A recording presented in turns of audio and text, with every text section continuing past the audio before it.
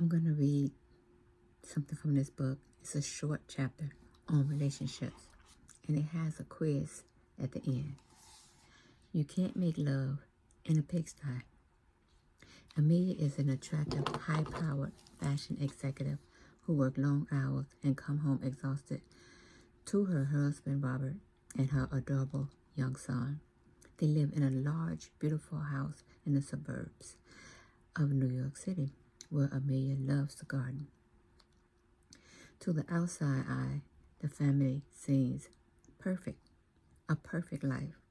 For more than a year, Amelia's job has been a major source of stress.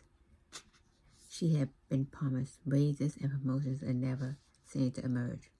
And Amelia's frustration at work became the main topic of conversation at home.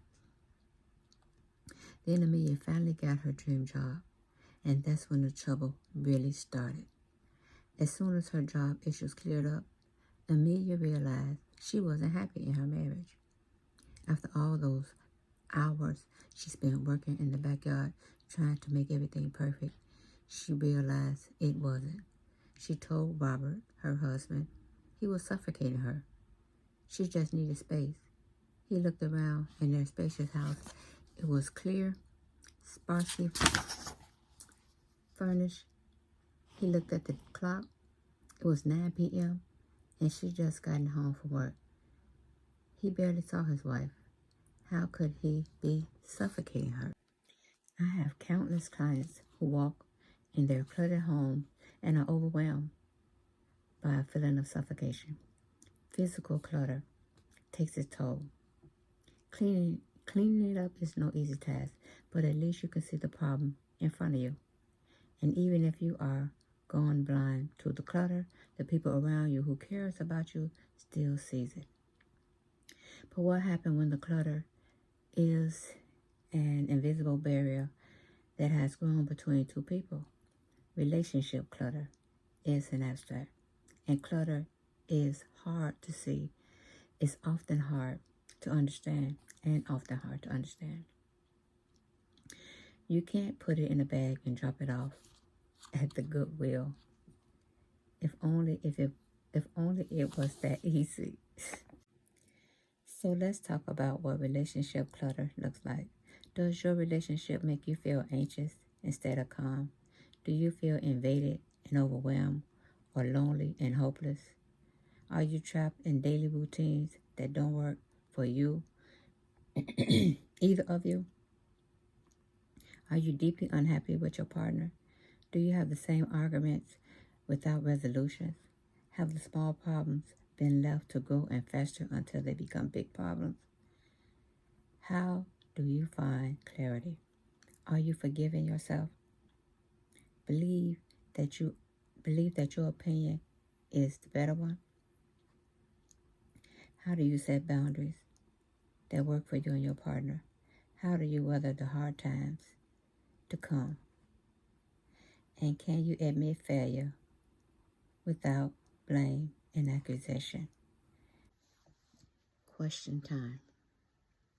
When you and your partner have a disagreement, A, we fight it out until we understand each other. B, we wait until we cool down, then find a way to make the peace. C, we sweep it under the rug.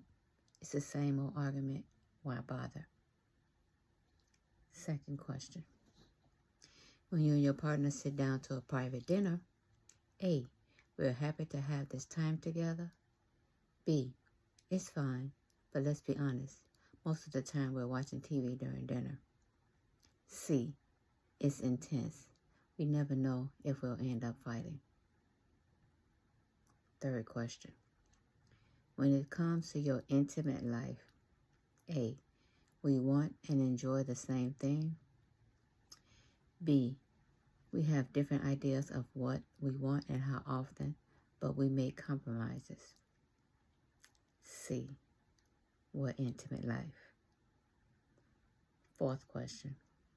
When you and your partner take a vacation, A, we always have a good time. We're glad to have this time off together. B, we have different ideas of how to relax, but we make it work.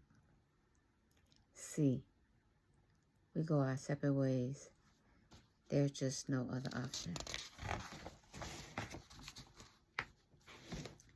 Fifth question. When you feel hurt and vulnerable, your partner is A, the person you turn to for support and unconditional love.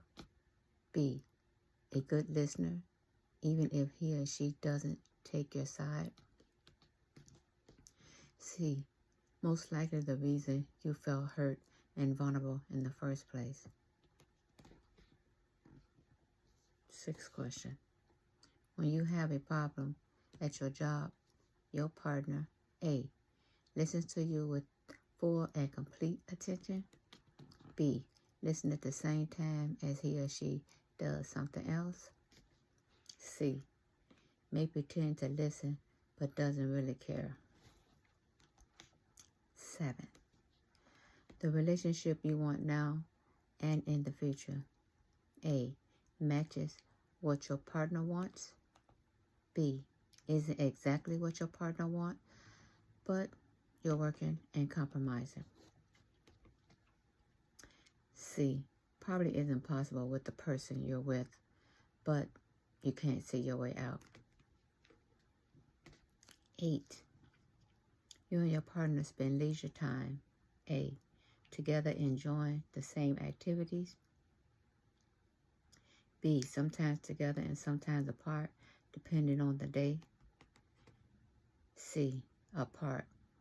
You have different interests. 9, when it comes to spending money, A, we see eye to eye on what we want and what we can afford. B, sometimes we have different priorities, but we know how to survive. C, we disagree or even hide expenditures from each other. 10, last question. Your partner life view is similar to yours, different from yours, but you respect each other. C, hard for you to understand.